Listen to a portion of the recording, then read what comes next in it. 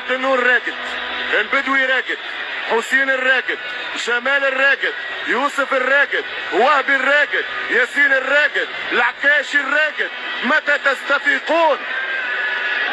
أستاذ فتحي، وأعتقد أن الحدث الأبرز اليوم واللي يتحدث عنه العرب جميعا هي الخسارة الثقيلة الثانية التي حقيقة فتحي، وأعتقد أن الحدث الأبرز اليوم واللي يتحدث عنه العرب جميعا هي الخسارة الثقيلة الثانية التي حقيقة نحن كعرب لا ترضينا.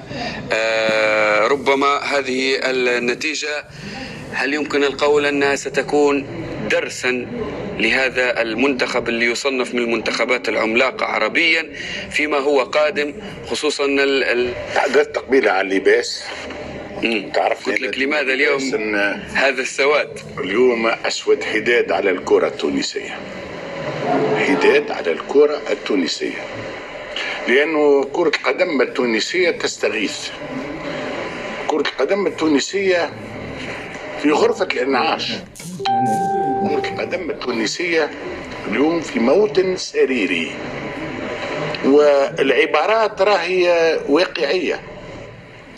اليوم لأول مرة وأنا بعد المقابلة ونزلت للعاصمة وقابلت ناس، لأول مرة نعجز عن الجواب، لأنه كل المواطنين تقريبا في صدمة. كل المواطنين تقريبا اللي يشاهدوك ويعرفوك وراوك يقول لك شنو هي الحكاية؟ قلت له ما نعرفش. ما نعرفش لأن الحكاية طويلة، حكاية كبيرة، منين باش تبداها؟ نقول كرة القدم التونسية في غرفة الإنعاش، لكن سؤالي الآن، عندنا كرة احنا في تونس؟ على اللي شاهدنا 48 بلد يلعبوا كورة، 47 يلعبوا كورة، 48 ما يعرفوش يلعبوا كورة. هل هذه تونس؟ هل وصلنا إلى هذا الحد؟ الناس بعد كأس العالم مؤيد، وانت تعرفوا سيد العارفين وسي رشيد وجمال يعرفوا، وان وقت اللي توفى المشاركة متاعك نروحوا نعملوا الحساب، نتحدثوا نشوفوا ما لنا وما علينا بعد ما نكملوا المشاركة. احنا في قلب المشاركة والملفات فتحت، لأنه الناس ما عادش قادرة تتفرج.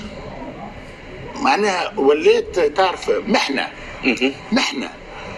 راك تتفرج وماذا بيك المقابلة تنتهي، راك منهزم وماذا بيك التلفاز تسكروا.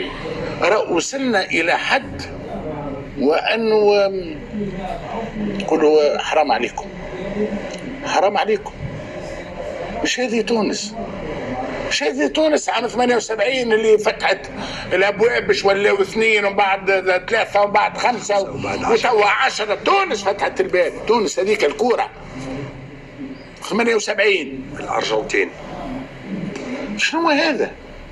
إلى أي مدى وصل العبث؟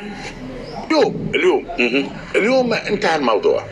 كما يقول الفرنساوي انتهت الاستراحة. انتهت الاستراحة. اليوم الناس اللي فشلت مرحبا بكم، شكر الله سعيكم، تغادرون. اليوم لازم تدخل السلطة، عايشك حط ناس كفاء بالقانون، هيئة تسييرية مؤقتة، جلسة عامة انتخابية، دم جديد، ناس جدد، أفكار جديدة، ونعاودوا نخدموا على الفئات السنية الصغرى كما في المغرب، ويفهم برنامج كامل.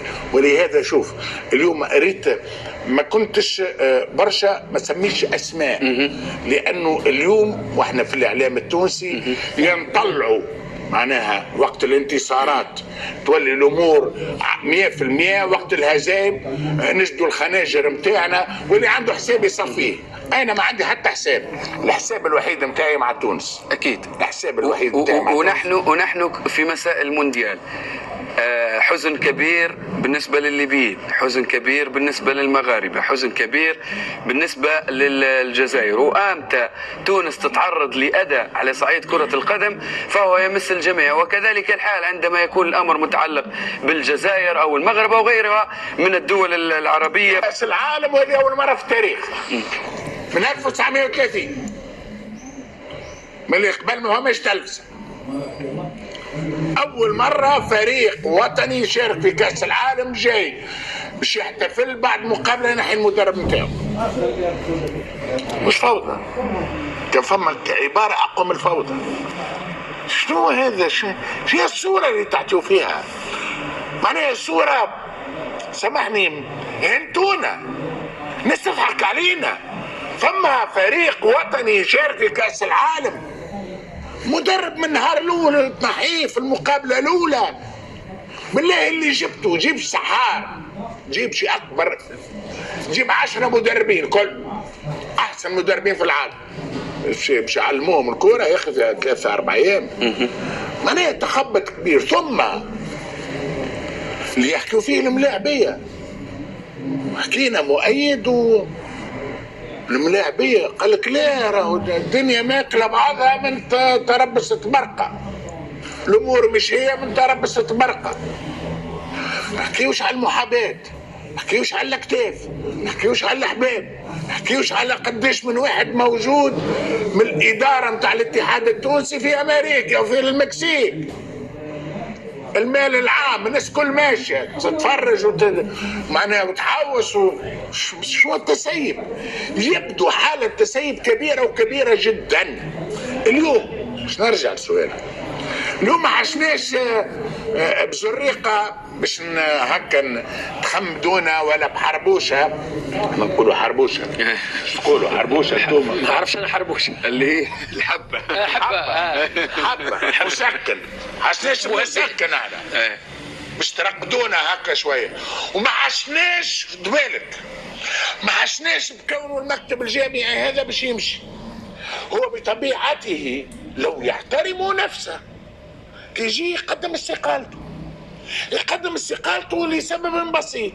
نجم اجتهد، عملت كل شيء ما نجحش، فشلت في 3 مناسبات في اقل من عام، كاس عربيه، كاس افريقيا، كاس عالم. ايش بس قاعد تعمل؟ شو بس قاعد معناها حفاظا على كرامتكم وكذا. استناوش الناس تطيركم، انتم ما نجحناش، الله غالب شيء اقوى منا. مش هذا برا ما يزينيش. لا وقتها نحي فتحي يجيب جمال، نحي جمال يجيب رشيد. لا